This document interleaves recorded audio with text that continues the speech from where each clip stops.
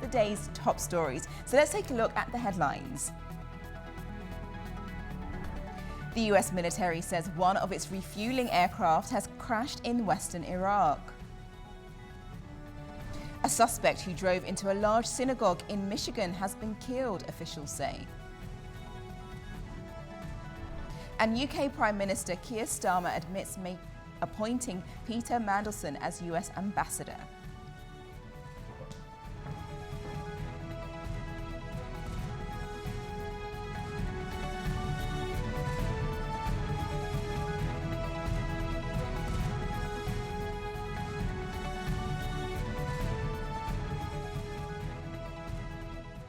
First this morning, the United States military says one of its refueling aircraft has gone down in western Iraq during ongoing operations in the region. It comes in the middle of the ongoing war with Iran and strikes both Israel and the US have exchanged in the Middle East. Further details of the aircraft incident remain limited as rescue efforts continue. The United States has confirmed that a military refueling aircraft has crashed in western Iraq during operations linked to the war against Iran.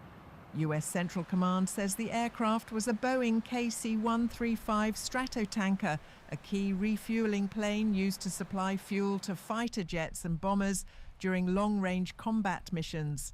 Officials say the crash occurred in what the military described as friendly airspace during Operation Epic Fury, the US campaign targeting Iran. 2 aircraft were involved in the incident, though only one went down while the second aircraft landed safely. The US military says the crash was not caused by hostile or friendly fire and rescue operations are currently underway. It remains unclear whether there are casualties, but officials say at least 5 crew members were on board. Military analysts say the incident may have occurred during an aerial refueling operation, a complex maneuver that requires aircraft to fly only a few feet apart while fuel is transferred. The KC-135 plays a crucial role in combat missions, allowing fighter jets to remain airborne for extended periods. Meanwhile, missile interceptions lit up the night sky over Israel early Friday, as objects believed to be Iranian missiles were seen falling over Israeli territory. The conflict involving Iran, Israel and the United States has now entered its second week, leaving more than 2,000 people dead and disrupting the lives of millions across the region. The death toll continues to rise, with most casualties reported in Iran, while nearly 700 people have been killed in Lebanon as Israeli strikes target Hezbollah positions, forcing hundreds of thousands of residents to flee their homes. Now let's take a look at the stories shaping the day across the globe. And we had first the New York Times in regards to what is happening in Iran. And as you just saw in that first report, the US Central Command said that it's carrying out rescue efforts after it lost its military refueling aircraft, saying it was not due to any friendly fire or a hostile fire is not to blame for this one either. Israel over this morning, Israel has launched fresh strikes on Tehran and Beirut. The Lebanese Health Ministry has said that 70 people were killed in an Israeli strike on Thursday as well. And Emmanuel Macron has confirmed on social media that a French soldier has been killed in an attack in Abril in Iraq's autonomous Kurdistan region, and that was over early this morning, late last night, in regards to French military that has died in the Middle East due to the war. Now, Israel's emergency services is also reportedly saying 2 people have been injured in the country's north after the military warned that Iran had fired missiles towards Israel.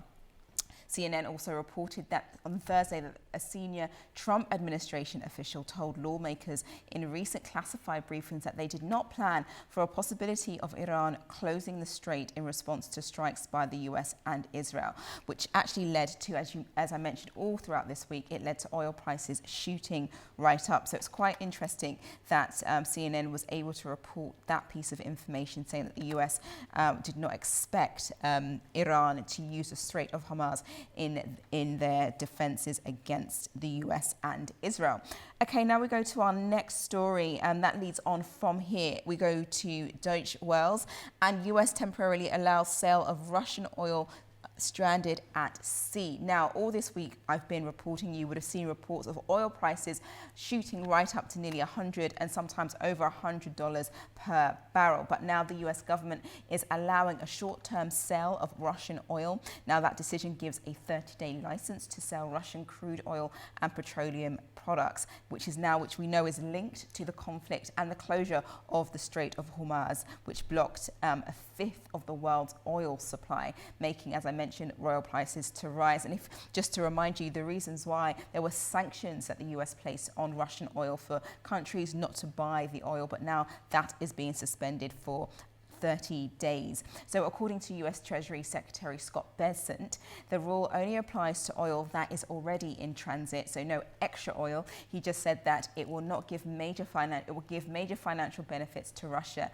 is what some people have stated because of what's been taking place in the Middle East. Now, India has already been buying millions of barrels because they were also provided a waiver by President Donald Trump in relation to the Strait of Hormuz being blocked due to the war. So it's something that they've also already been doing. And some leaders, including President of the European Council, Antonio Costa, who's currently in Baku, is saying that Russia could actually benefit from rising global energy prices as well. Okay, we now move over to Le Monde and the headline that is on there at the moment, and that's in relation to what's happened over in Michigan. So FBI to investigate Michigan attack as targeted act of violence against the Jewish community. So this happened when a man drove a car into a temple a synagogue called Temple Israel. It's one of the largest synagogues near Detroit in Michigan. Now the suspect has been identified as Ayman Mohammed Ghazali.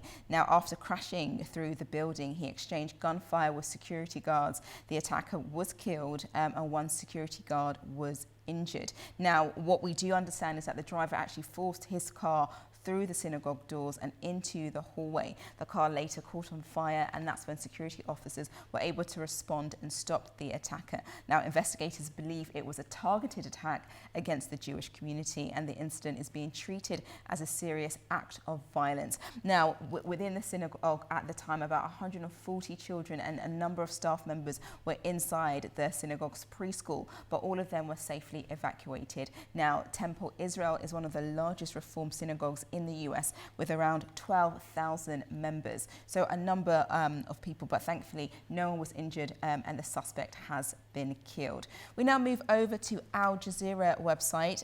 What's leading on that? And that's in relation to Nepal. Ex-rapper Balandra Shah sweeps to power in Nepal, landslide election victory. This week, you know, and some of last week, we did as well report on the Nepalese elections and what was going on there. And the Rashtriya Swatantra Party has now won its huge majority in Nepal's parliamentary elections. So that has now been confirmed. The party is led by Balandra Shah, also known as Balan, and he is a former engineer and rapper. His party did win 182 seats out of 275 in Parliament, and which gives them a very strong majority. Now, the outcome of the election reflects a desire for change that was seen during the election campaign. Last year, we know that there were protests which saw the ousting of the previous government led by KP Sharma Oli. Now, his win, which is Balan's win, was bolstered by young people in Nepal wanting the political change they really wanted to see because they were frustrated with corruption and economic problems. Now, Shah represents a younger generation of leaders, as many of them have been over the age of 50. Now, over % of Nepal's population is actually under 35, but most political leaders have been much older. And lastly, it's actually expected to take at least a week for the new government to be formed. But there's a lot of jubilant and excited young people now that they know that they have a new Prime Minister who is a former rapper and now going to be head of the country, Balan. So that's your press roundup for this morning. We're now going to take a very quick break, and then after, I'll come back and give you the rest of the global news. So stay with me.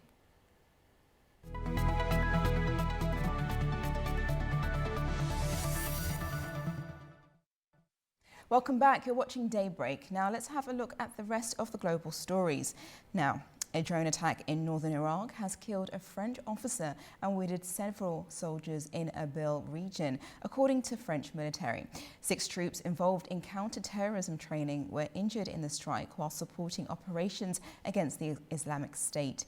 In a post on social media platform X, Emmanuel Macron said Chief Warrant Officer Arnaud Frion died for France, condemning the attack and calling it unacceptable.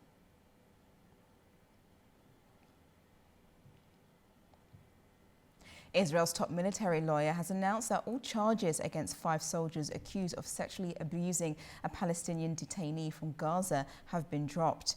The incident occurred in July 2024 at the Sderei Taman military prison, and the detainee required hospital treatment for internal injuries. The soldiers denied the allegations, and military sources say the charges were dropped due to exceptional circumstances and to ensure the defendant's right to a fair trial. Prime Minister Benjamin Netanyahu praised the decision and emphasized that military justice would be upheld.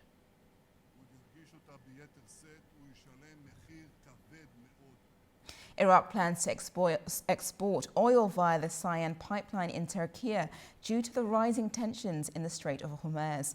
The deal could allow around 200,000 to 250,000 barrels per day to bypass Gulf shipping routes. Here's Ollie Barrett for more from northern Iraq. Well, Iraq's oil minister insists that an agreement will be signed between Baghdad in the south, where the federal government is based, and Erbil here in the north, which is the capital of Iraq's Kurdistan region. Now, this has been talked about for a few days now, this idea of an agreement between Erbil and Baghdad to get oil moving more than is currently the case from the Kurdistan region via a key pipeline to Ceyhan in Turkey. And one of the reasons for wanting to do that is to get more Iraqi oil to international markets at a time when they are so restricted in what they can get out to international markets because of difficulties in and around the Strait of Hormuz. Now, Kurdish officials here in the north have been saying that if they were to sign some kind of agreement like this with Baghdad to get that pipeline up and running, to get as many as 600,000 barrels a day more of oil out of the country, then they would need to know that they were going to get what they needed out of such an arrangement. There have long been tensions between Baghdad and Erbil over this particular pipeline, leading to delays of payments of salaries for civil servants here in the north, for example. So with the oil minister in Baghdad saying that an agreement is going to be signed, that should mean that Iraq can get more oil into the international markets, but it won't plug the gap with production down from about 4 million barrels to 1 million or so exported into the international markets because of the difficulties on the Strait of Hormuz. You can understand that getting 200,000 to 600,000 more barrels a day out isn't going to fill the gap there, but it would ease some of the pressure on international markets, a small amount more becoming available via Iraq. So this would be an important moment for Iraq's economy as well, an economy which relies on oil for around 90% of its revenues. Ollie Barrett for A News in Erbil, northern Iraq. UK's Prime Minister Keir Starmer has admitted that appointing Peter Mandelson as Britain's ambassador to the US was a mistake and said he takes full responsibility for the decision. Let's go to our UK correspondent in Manchester for more.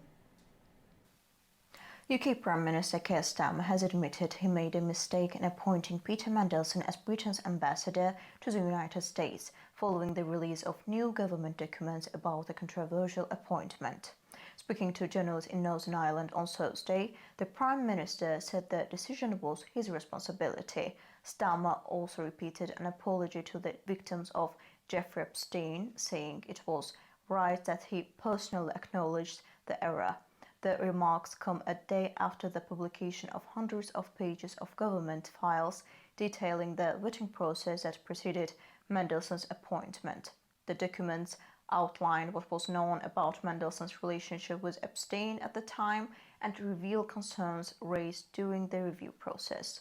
Starmer said the material shows what officials knew when Mandelson was selected for the role and that the information prompted further questions inside government. He added that some details cannot yet be released because of an ongoing police investigation. It is not the first time the Prime Minister has described the appointment as a mistake or apologized to Epstein's victims, but the latest comments come as the government faces mounting political pressure. Opposition parties, including the Conservatives, Reform UK and the Greens, have renewed calls for Starmer to resign.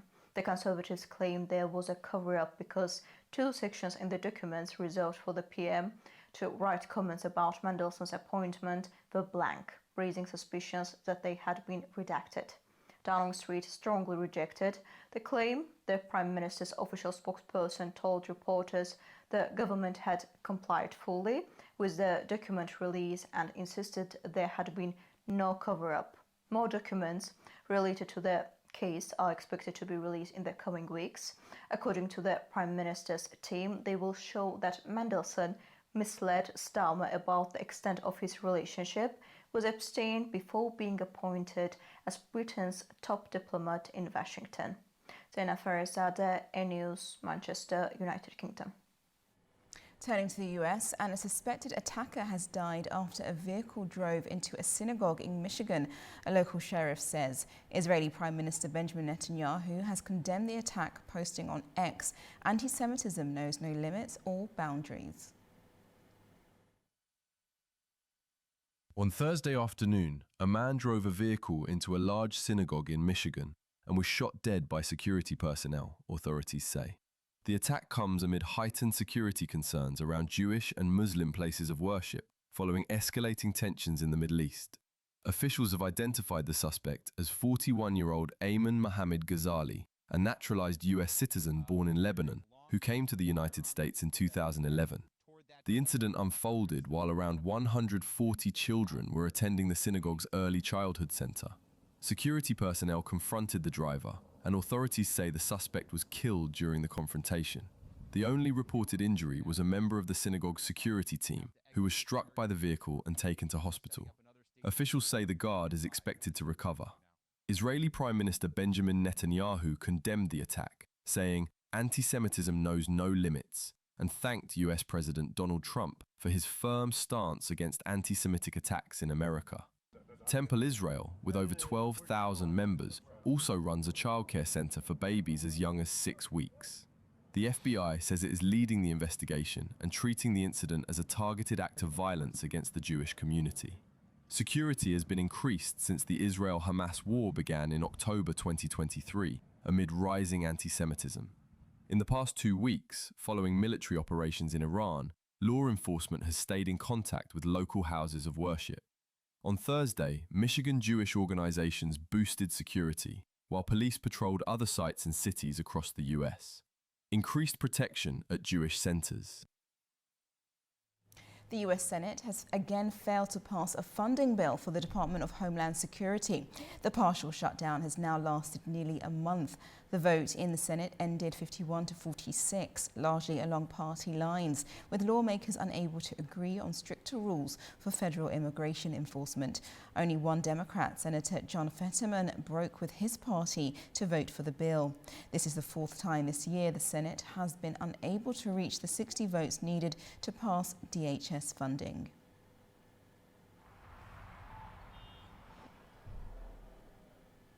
Staying on the US, and it has temporarily allowed countries to buy Russian oil already at sea, aiming to stabilize global energy markets due to the war with Iran. Treasury Secretary Scott Bessent said the temporary measure, lasting until the 11th of April, only applies to oil already on its way and won't help Russia financially. The move came after the US Energy Department and the International Energy Agency announced releases from strategic reserves, while attacks in the Gulf and the partial closure of the Strait of Hormuz pushed oil above $100 a barrel.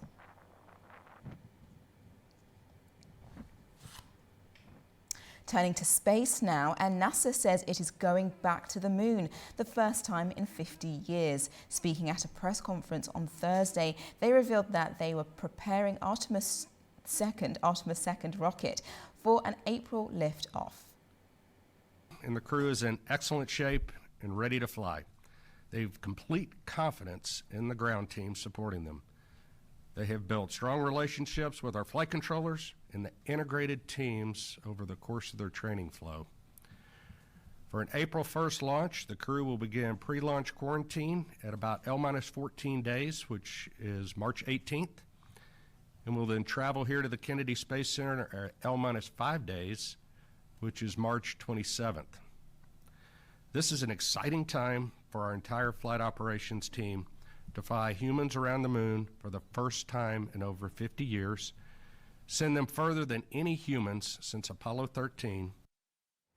Now, movie fans and collectors could soon get their hands on a piece of cinema history. Hundreds of original film props from some of Hollywood's most famous movies, including Harry Potter, The Hobbit and Indiana Jones, are set to go under the hammer in Paris next month. Organisers say the auction will mark the first time original Hollywood props are being sold in France.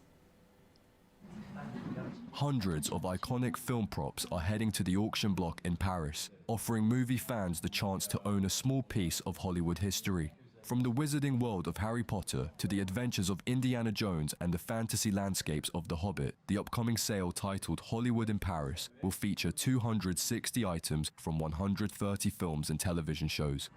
Auction house Mirabeau Mercier says the collection has an estimated value of around €300,000 and marks the first time original Hollywood props are being auctioned in France.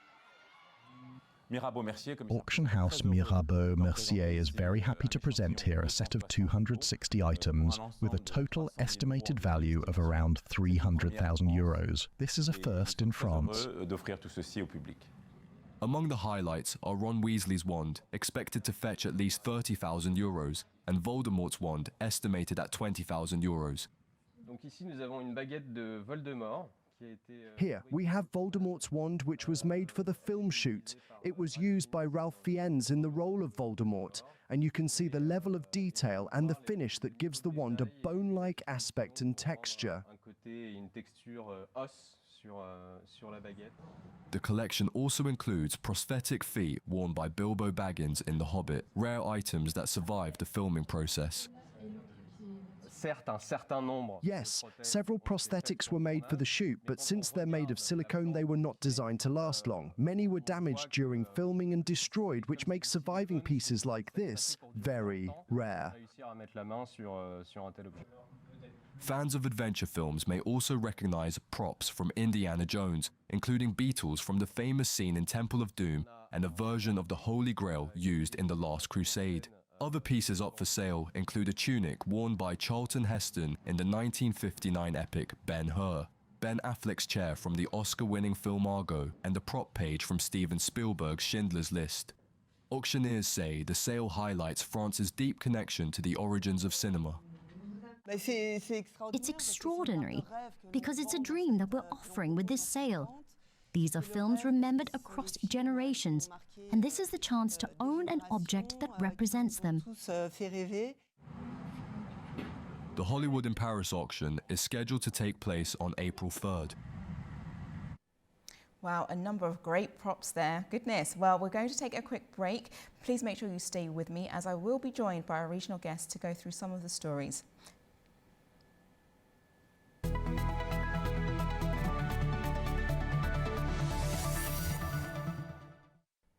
Welcome back and thank you for joining me this morning. Now, recent developments linked to tensions involving Iran have raised new concerns about regional security. Reports of an airstrike targeting a facility near Erbil in Iraq's Kurdistan region highlights risks facing foreign military deployments in the region.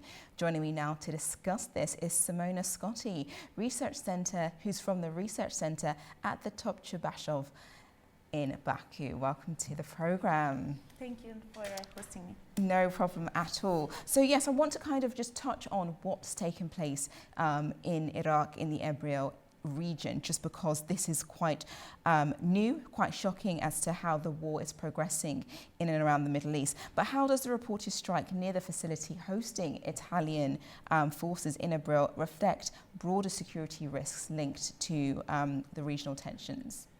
So the airstrike that hit Italian military facilities in Erbil yesterday is to be understood within the context of the ongoing tensions between Iran and Western aligned countries in the Middle East, including Iraq.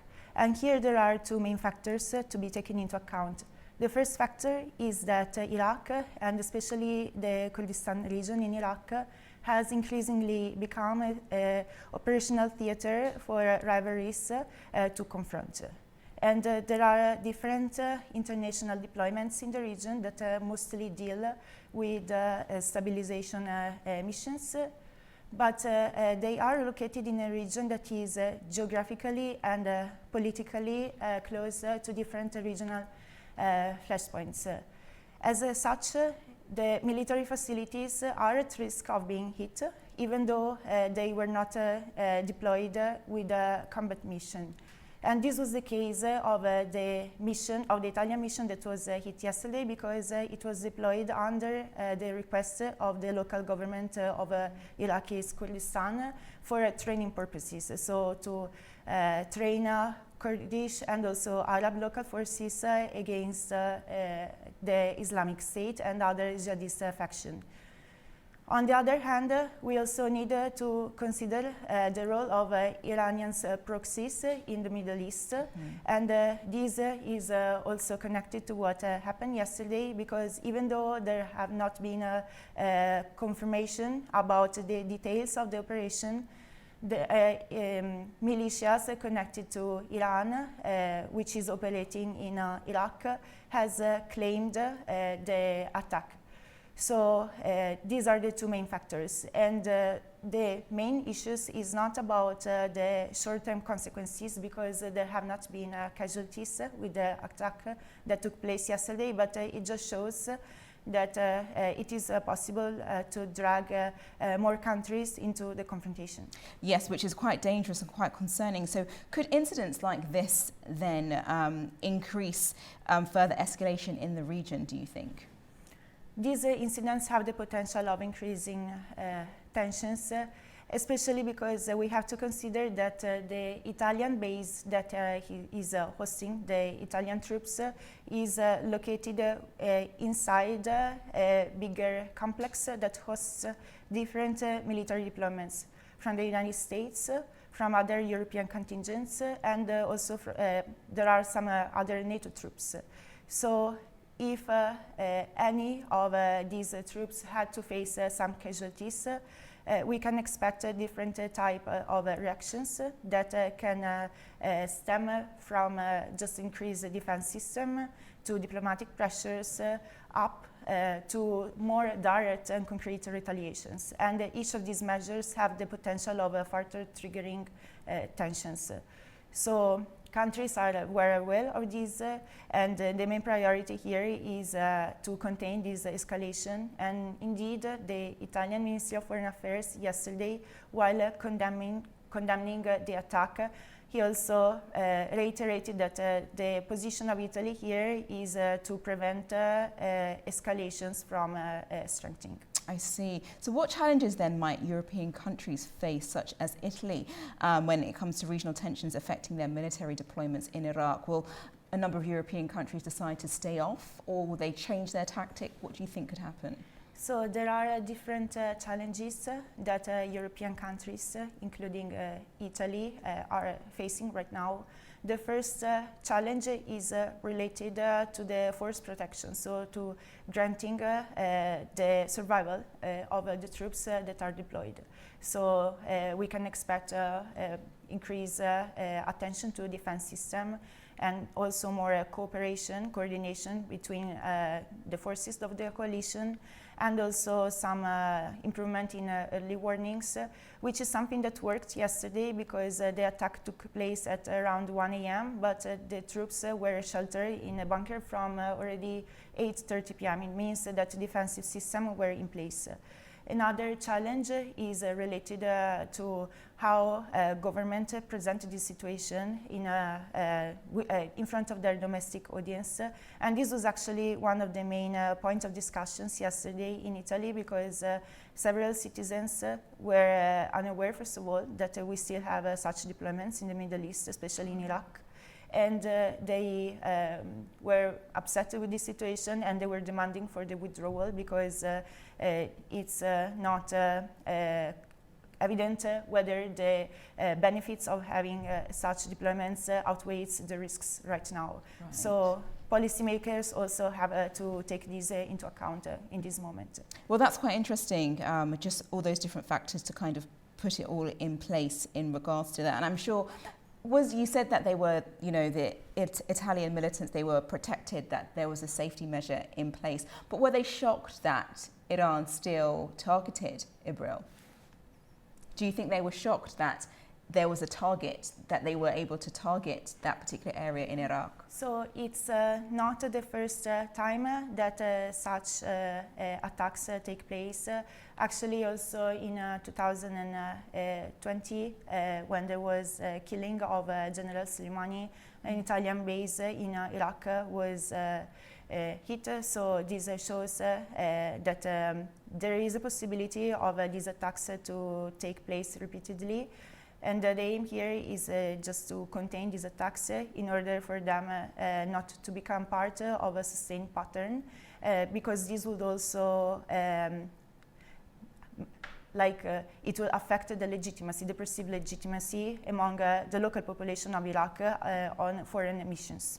Right, okay, fine. And as Iraq seeks to balance then relations with regional and international partners, how might incidences like evolving foreign military facilities influence Baghdad's security policies? Iraq right now is probably facing pressures from different levels. On the one hand, it might be facing pressures from international missions deployed in the country, because they might be asking for more cooperation in order to guarantee more security to their troops.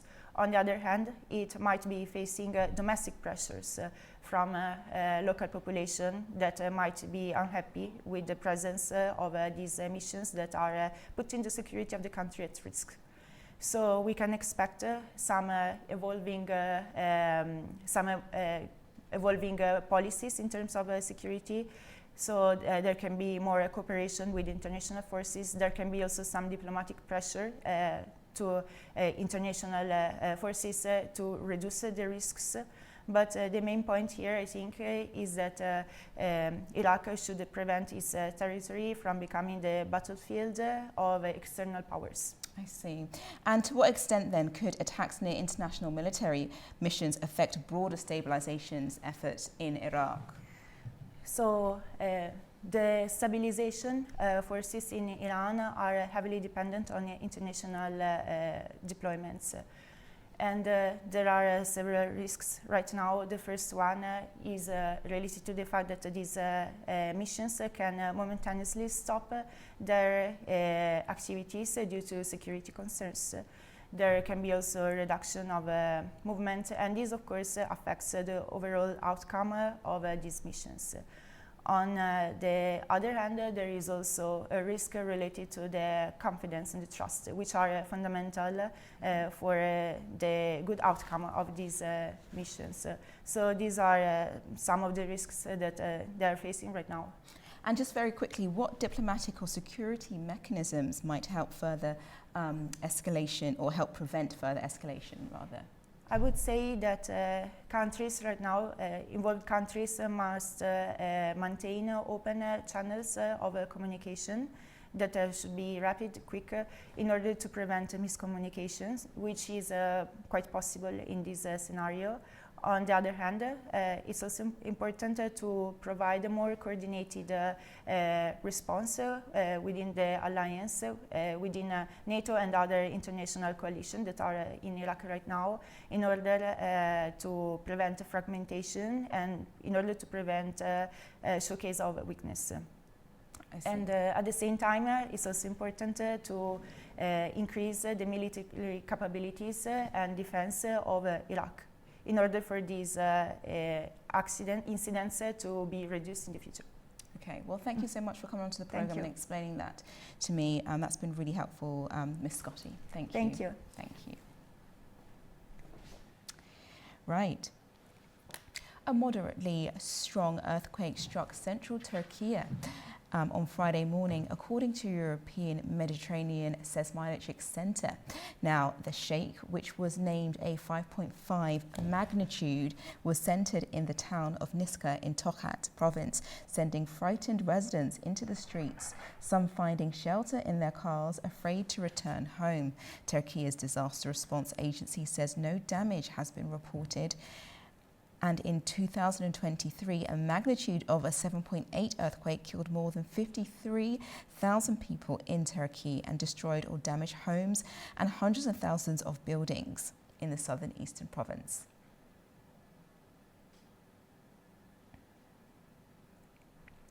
Now, we turn to other news staying on Turkey as it intensifies diplomatic efforts to prevent Iran-centered violence. The Ataturk International Peace Prize was presented to UN Secretary General Antonio Guterres, which highlights Turkey's cooperation with the UN on a number of issues. Here's more. Turkey President Recep Tayyip Erdogan said on Thursday that Turkey is working hard to stop Iran-centered violence from spreading. He called diplomacy and dialogue the safest way to achieve lasting peace. Erdogan made the remarks while giving the Ataturk International Peace Prize to UN Secretary General Antonio Guterres in Ankara. Türkiye olarak biz de coğrafyamızı As Turkey, we are conducting intensive diplomatic efforts to prevent the Iran-centered spiral of violence, which risks dragging our region into total disaster, from expanding. US, Israel, Iran diplomatic activity. Despite those seeking to crush hopes and make us abandon our struggle, we will continue to work with patience and determination. As a leader who believes that development, peace and stability are impossible without justice, we will continue to support initiatives to make the UN a more inclusive institution. Sayın Genel Sekreterin, çağımızın en büyük mezalimlerinden Erdogan said Turkey is ready to implement the UN House project in Istanbul, bringing UN officers together and contributing to the UN 80 initiative. He stressed that peace, development and stability are not possible without justice. The ceremony ended with Erdogan presenting the Ataturk International Peace Prize to Guterres, followed by a visit to the exhibition Gazan Youth Resisting Pain with Hope. I've seen Turkey's global leadership in championing zero-waste initiatives, and I commend the First Lady's efforts along with preparations to host the COP31 UN Climate Conference later this year. Erdogan highlighted Turkey's UN work, including the Black Sea Grain Initiative to prevent a global food crisis and efforts to restore peace in Ukraine. He praised Guterres' stance on Gaza, thanked the UN for earthquake support and noted cooperation on climate projects like the Zero Waste Project and the upcoming COP31 in Istanbul. Antonio Guterres, UN Secretary General, said the horrific attack on October 7th cannot be justified, noting that ongoing investigations and forthcoming reports aim to clarify the situation. Germany's foreign minister has held talks in Ankara with his Turkish counterpart as the two NATO allies seek closer coordination in the middle of rising tensions in the Middle East and the continuing war in Ukraine. Both sides stressed the importance of diplomacy and regional stability during a joint press conference following their meeting. Here are the details. German Foreign Minister Johann Wadepool visited Ankara on Thursday for talks with Turkish Foreign Minister Hakan Fidan. At a joint press conference following the meeting, the two diplomats highlighted the close relationship between their two countries and expressed hope that the ongoing war in the Middle East could be brought to a swift end. Addressing reporters, Wadepool accused Iran of inflicting what he described as massive damage across the region. The German minister also said that Berlin and Ankara were coordinating closely in efforts to bring the conflict, now in its second week, to an end. Wadepool noted that Germany sought to defend Europe together with NATO ally Turkey, pointing to the recent interception of 2 ballistic missiles that were fired toward Turkish territory and destroyed by NATO air defense systems. He also warned that the threat posed by Russia should not be forgotten, stressing that the years-long war in Ukraine remained a major concern for Europe. For his part, Foreign Minister Fidan said the recent missile incidents had demonstrated that air defense systems were indispensable, particularly in responding to ballistic missile threats. He further emphasized the importance of cooperation with Germany, especially in the field of air defense. Fidan said Turkey shared Germany's view on the need to end the regional war, noting that the conflict was already having negative effects on international markets. He added that Ankara was maintaining contact with both American and Iranian officials in an effort to end the crisis. At the same time, Fidan described the joint U.S.-Israeli attack on Iran as unprovoked and unlawful, while also calling Iranian strikes on neighboring countries unacceptable. He also stressed that Turkey opposed any attempt at regime change in Iran or efforts that might fuel civil war or sectarian conflict in the country. This is Adam Morrow for A News in Istanbul, Turkey. Greece has relocated its embassy in Iran to Azerbaijan due to growing security concerns. That's according to the Greek Ministry of Foreign Affairs. The ministry said the move was prompted by what officials described as an increasingly dangerous situation in Tehran, which prevents the diplomatic mission from operating safely. Greece says it has not received any evacuation requests from Greek citizens in Iran, where only a number of nationals live. Details of the relocation have not been disclosed for security reasons, and the process is ongoing. Humanitarian aid from Russia is passing through Azerbaijan to reach Iran, with Baku backing relief efforts and regional stability. Reports from the Astara border is providing more information. Our correspondent sent us this. While evacuating efforts continue here at the Astara border crossing, another development has been unfolding. Earlier, a shipment of humanitarian aid from Russia heading to Iran arrived in Azerbaijan on board an Ilyushin Il-76 cargo aircraft operated by the Russian Ministry of Emergency Situations. The plane delivered more than 13 tons of medical supplies.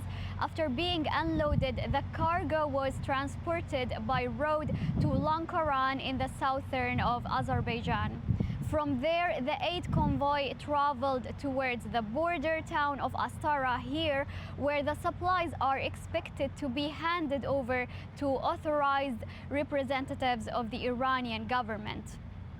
All in all, the operations here have been proceeding steadily, with authorities carefully coordinating both humanitarian aid and evacuation efforts in real time. Reporting from Astara, this is Ruqayya Bashamakh, A News. It's time for a break now, but when I return, I'll have a full update of the latest headlines, plus a look at what's making the front pages this morning. Stay with us.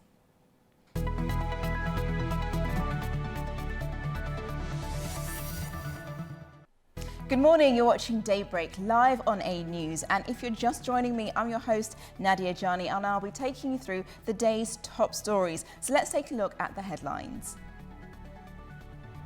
The US military says one of its refueling aircraft has crashed in western Iraq. A suspect who drove into a large synagogue in Michigan has been killed, officials say. And UK Prime Minister Keir Starmer admits mistake in appointing Peter Mandelson as US ambassador.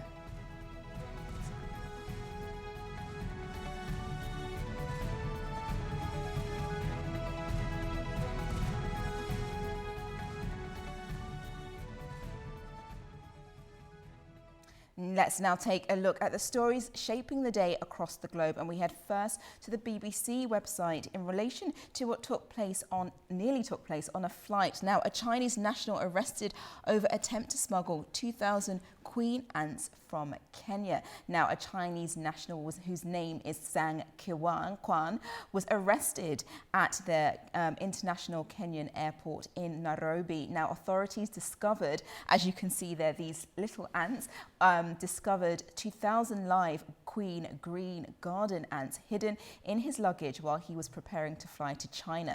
Investigators believe he was connected to an ant smuggling network that had already been uncovered in Kenya last year. Now, officials discovered that nearly 2,000 ants had been packed inside specialized test tubes, which is what the picture just showed, and around 300 more were hidden in tissue paper rolls inside the suspect's luggage. Now, there's a growing market in Europe and Asia where collectors keep queen ants and exotic pets. And in 2024, a Kenyan court actually sentenced 4 men to prison for a similar ant smuggling attempt, which was described as a landmark wildlife crime case. And if we just scroll back up to the top, I just want to show exactly how they were packaged. So if we keep scrolling up to see those, so 2,000 of those queen ants were packaged in the suspect's luggage, as well as it being in tissue.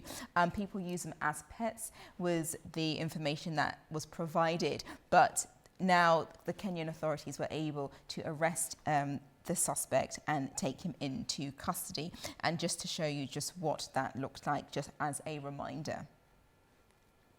There you go. So 1,000 of these queen ants here, some alive, some not so, also wrapped in a container as well as in tissue paper as well.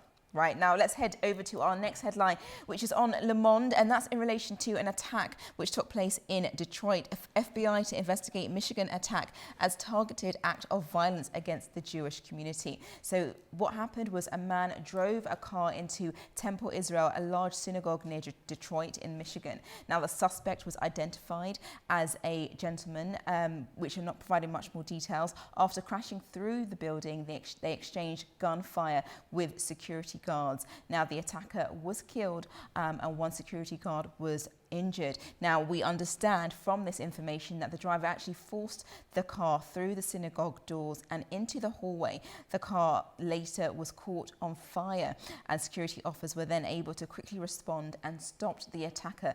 Investigators believe it was a targeted attack against the Jewish community and the incident is being treated as a serious act of violence. Now there are about 140 children and many staff who were present inside the synagogue's preschool at the time, but they were all safely evacuated. Now Temple Israel is one of the largest Reform synagogues in the US with around 12,000 members, and Netanyahu has actually condemned this attack as well in relation to that. Okay, and now we go to our final story for the headlines in relation to what's going on in the Middle East, and The Guardian is doing live reports in relation to what's taking place. Now explosions shake Dubai as rescue effort continues after US military planes crash in Iraq. Now, a command said that it was carrying out rescue efforts after it lost military refueling aircraft in friendly airspace in Iraq, while saying neither hostile or friendly fire were to blame for the actual crash. And if we keep scrolling down, you'll see some more information. So rescue efforts are ongoing there after an incident involving two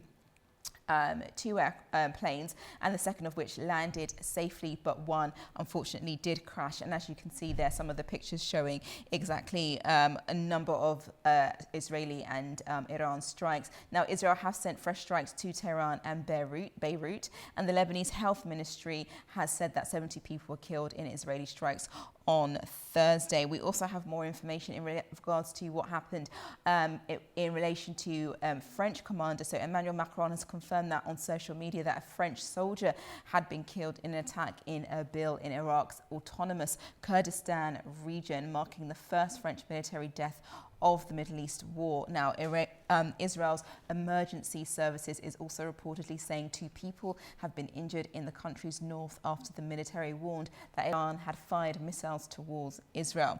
And we got some extra intel that CNN was able to grab, saying that the Trump administration were not aware that Iran would use the Strait of Hormuz to close or block oil, and for them it's come actually as a surprise, which we've now seen being reflected in oil prices. But now we're going to go into the report that provides more detail into the aircraft crash.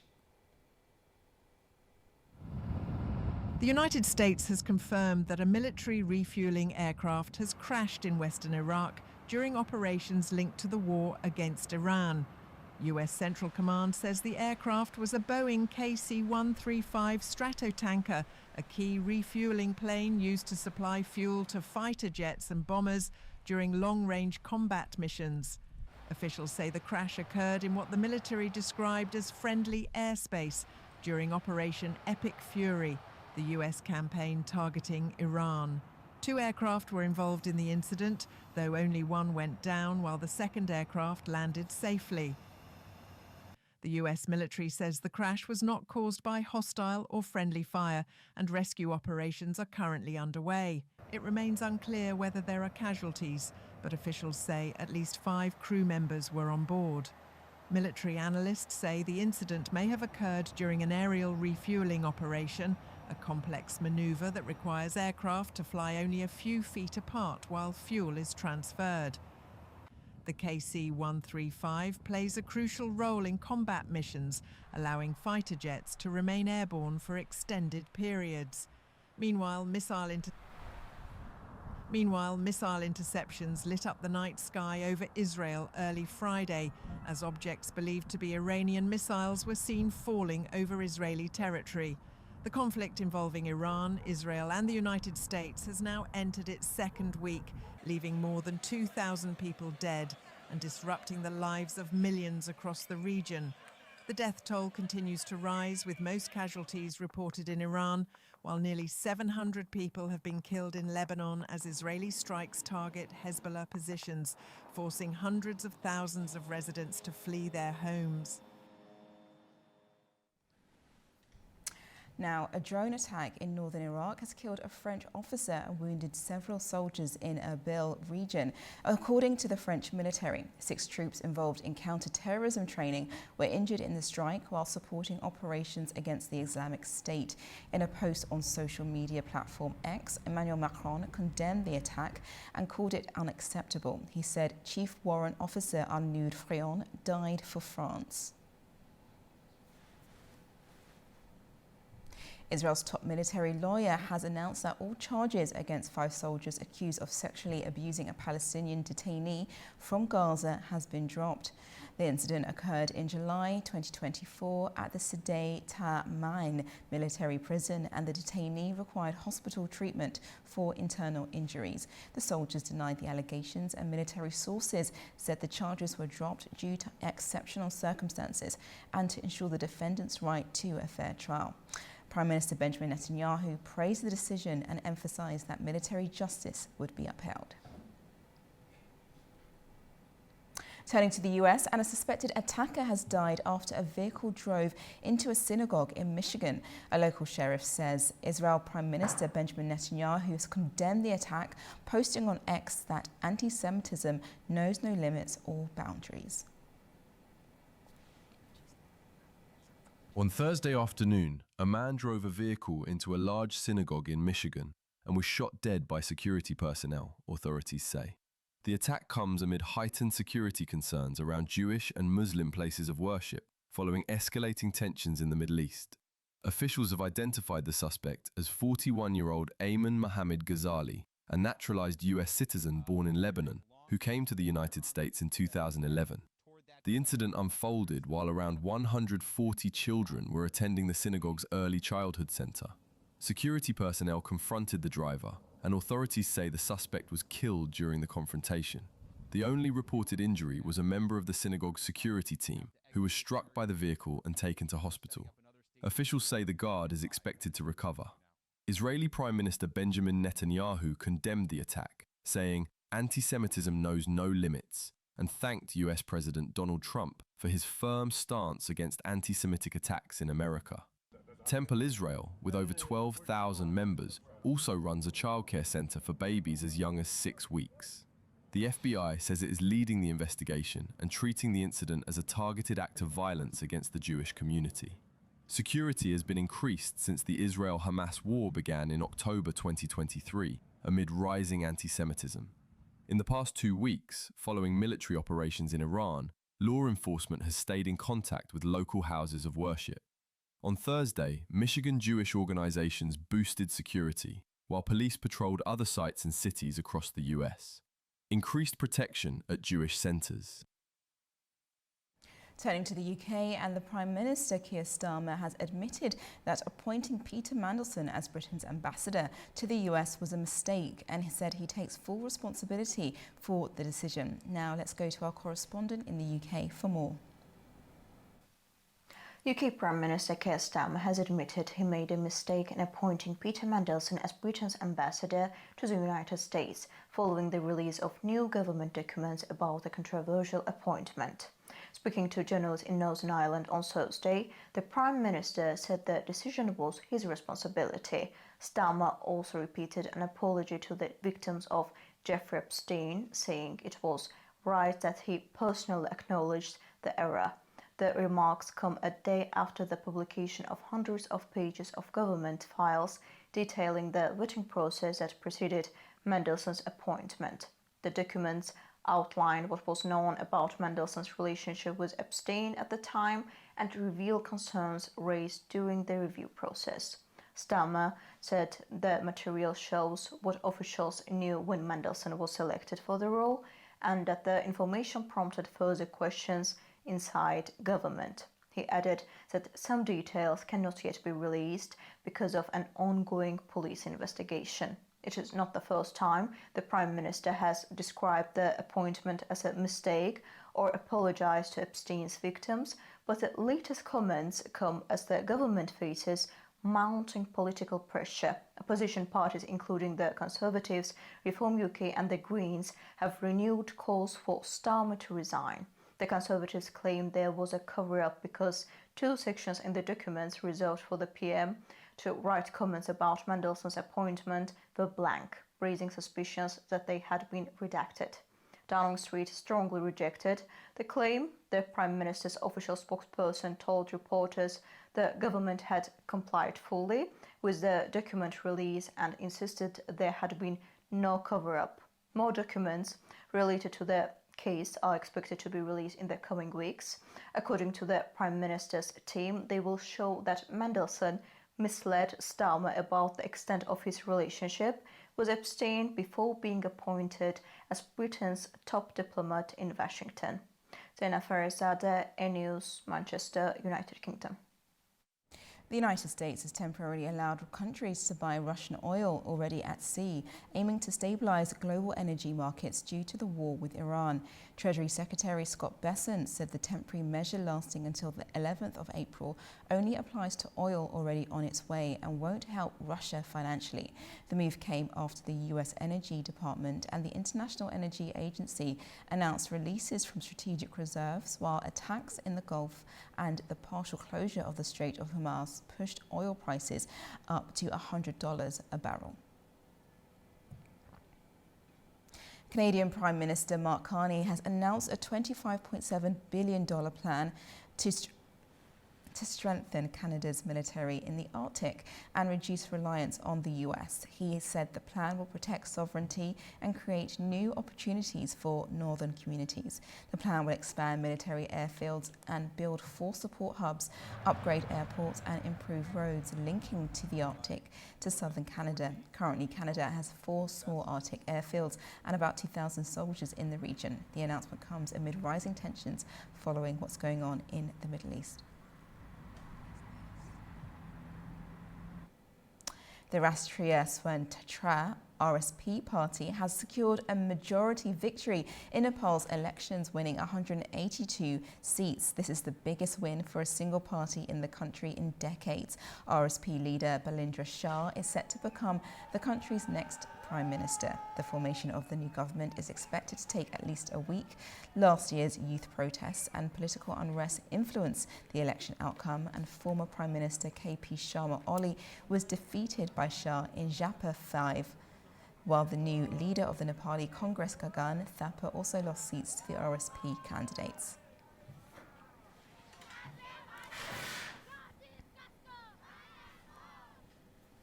Turning to space, and NASA says it is going back to the moon for the first time in 50 years. Speaking at a press conference on Thursday, they revealed that they were preparing Artemis II rocket for an April liftoff. And the crew is in excellent shape and ready to fly. They have complete confidence in the ground team supporting them. They have built strong relationships with our flight controllers and the integrated teams over the course of their training flow. For an April 1st launch, the crew will begin pre-launch quarantine at about L-14 days, which is March 18th, and will then travel here to the Kennedy Space Center at L-5 days, which is March 27th. This is an exciting time for our entire flight operations team to fly humans around the moon for the first time in over 50 years, send them further than any humans since Apollo 13. Now, Armenian Prime Minister Nikol Pashinyan has renewed debate about Armenia's constitutional future by suggesting that a revised constitution should not include references to the country's independence declaration. For years, Azerbaijani officials, including President Ilham Aliyev, have argued that such references constitute a structural obstacle to a lasting peace agreement between Azerbaijan and Armenia. Joining me now to discuss this is political commentator Hakkı Rachal. Welcome to the programme. Thank you. Thanks for having me. Well, my first question is, do you think Pashinyan has now reached a point where separating these two narratives is no longer politically feasible? Apparently so. I mean, he is insisting that, number one, he is acting, they should be acting not under the pressure of Azerbaijan or anything, but just only for the peace.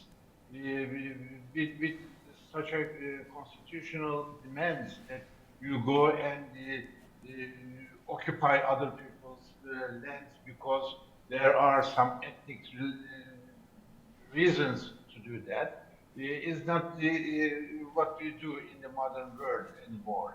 If there are Armenians living in Nagorno-Karabakh or in another place, in Istanbul, for instance, we have lots of Armenian friends living here in Istanbul. You simply go and do some peaceful work with them for their development, for their education, ethnically keeping their roots and everything, but you don't occupy.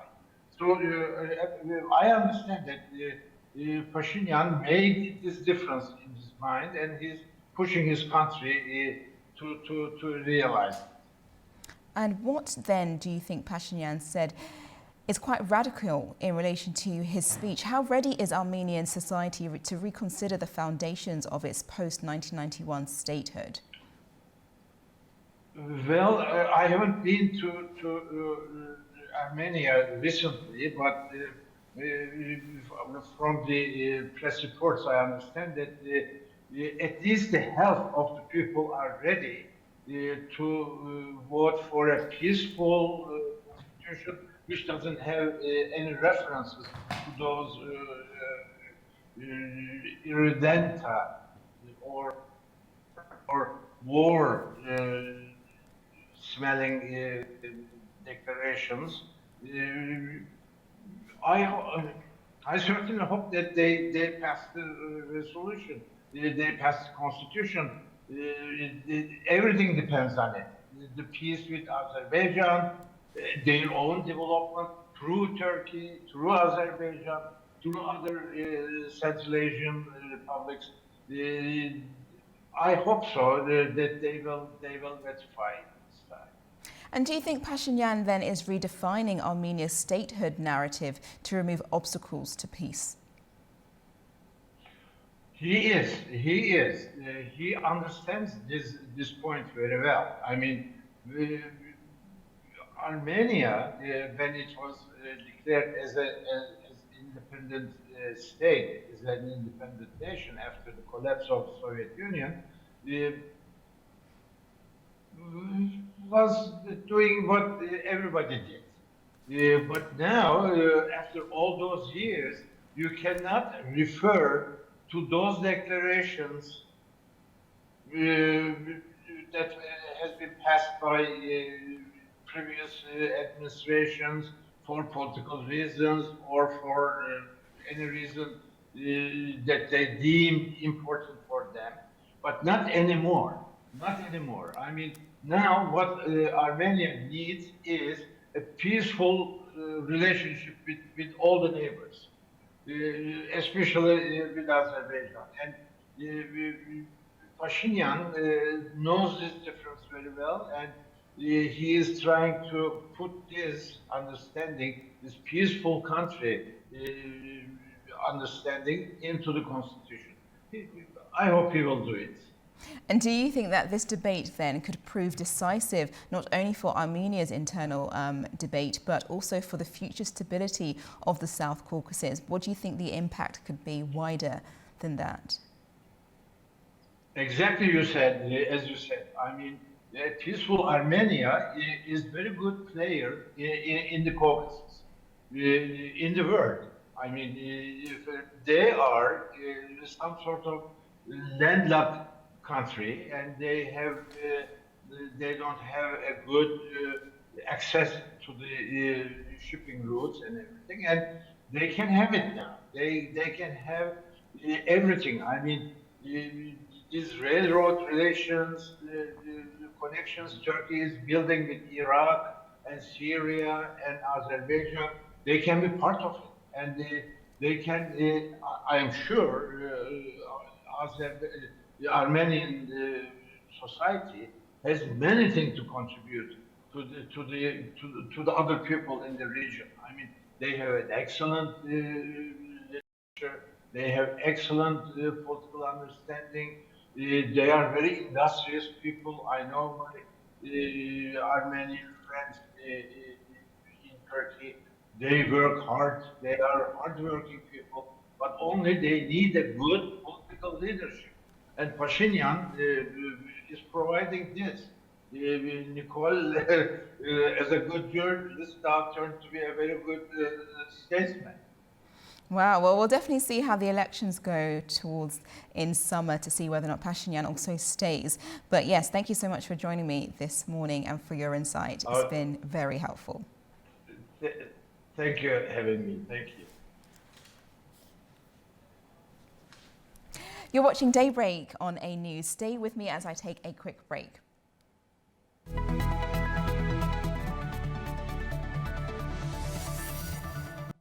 Welcome back. You're watching Daybreak with me, Nadia Jani. Now, US authorities are investigating 2 attacks in Michigan and Virginia as possible acts of terrorism, with growing concern about the conflict with Iran spilling over domestically.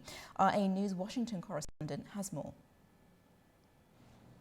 2 terror attacks in one day, one in the state of Michigan and another in Virginia. A convicted ISIS terrorist sympathizer released from federal prison late in the Biden administration is believed to be responsible for the shooting in a university that left 1 Reserve Officer Training Corps instructor dead. Students eventually overpowered and killed the terrorist before he could kill anyone else. The campus shooting is being investigated as an act of terrorism, according to the FBI. The attack in Michigan against a synagogue is being investigated by authorities as an act of violence against the Jewish community. The attacks here on the US homeland have led to growing concerns that the war abroad against Iran could have domestic repercussions. Combat operations against Iran's Islamic Revolutionary Guards have reached new levels of intensity as more Iranian missile launch sites and command and control military facilities are being destroyed by US and Israeli warplanes. Earlier in the week, US Treasury Secretary Scott Bessent suggested that an international coalition will start escorting cargo ships carrying crude oil through the Strait of Hormuz. US military planners are eager to reassure international shipping and oil exporters that they can prevent Iran from targeting vessels in the strategic strait. And Saudi Arabia's state-owned oil company Aramco is reportedly in talks to purchase Ukrainian interceptor drones to protect their oil fields that are under constant barrage by Iranian kamikaze drones. These are the same drones that Iran has sent to Russia by the thousands to target Ukrainian civil and energy infrastructure. An American military refueling plane taking part in the operation against Iran crashed in Iraq, and rescue efforts are currently underway, according to US Central Command. It was not immediately clear if there were any casualties. Amube Shabander, Washington, D.C., A News. Now, for many, summer isn't due for another 3 months, but people in certain parts of the US are experiencing an early season heat wave. Many took to the beach in Santa Monica in California to cool off. Meteorologists said temperatures in the region could reach 90 degrees Fahrenheit. Some said the weather was untypical for early March. However, some visitors welcomed the toasty temperatures. I think it would kind of be naive not to be a little concerned, right? Because especially in LA, this is not typical. I'm from Texas originally, so I'm always appreciative of the heat, but this is definitely different from LA. So even for me, this is like, oh, this is kind of hot, right? Like, we're sweating. Why are we sweating in early March? Yeah, for first time, it's a good weather. It's different from Canada, really cold winter right now, so that's cool. I think I would also welcome a little bit of a heat wave, especially when it's a bit cold outside. But thank you so much for watching Daybreak with me this week. I'll be back on Monday to take you through the latest updates throughout the morning. But make sure you stay with A News, as we will be reporting a number of stories as they happen across the region and globally. Take care.